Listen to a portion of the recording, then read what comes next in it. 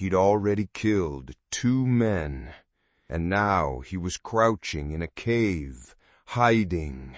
Every time a car passed, he pressed himself into the rock. Nobody knew his name yet.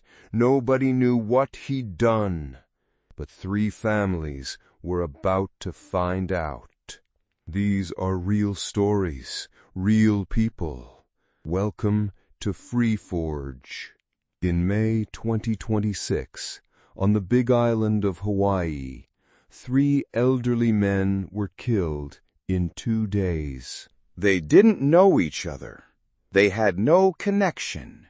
The first was found at a remote cement pond, half submerged, strangled. The second died the same day, a different part of the island. By the time police linked the deaths, a third man was already gone. Jacob Baker, 36 years old, no known motive. When they caught him, he was crouching in a small cave, flattening himself against the rock every time a car drove past. Her name was Denise Williams, 62 years old, Australian. She'd come to Canada alone, a solo hiker. She wanted to walk Cape Breton Highlands. On April 15, 2026, she signed in at the trailhead. Her rental car was left in the lot, engine off, keys inside. She walked into the trees and never came back out. Over 100 rescuers searched. Aircraft swept the terrain. Dogs worked the trails. 6 days, some of Canada's most brutal wilderness. Fog so thick you lose yourself in minutes. They found nothing.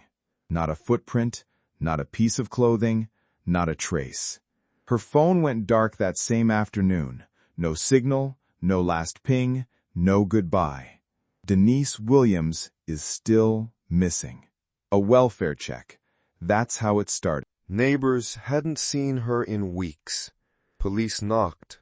A man answered. They asked about his mother. He told them she wasn't around. He was calm, cooperative, almost helpful. Then an officer noticed the freezer. It was in the corner of the kitchen, an ordinary chest freezer. Inside, beneath hot pockets and frozen shrimp, they found her, Ernestina Lucero, dismembered. Her son, Leroy Vallejos, didn't hesitate when they asked him. Yes, he'd strangled her a long time ago. And then he mentioned something else. Her boyfriend, years earlier. Same thing. He is not in prison.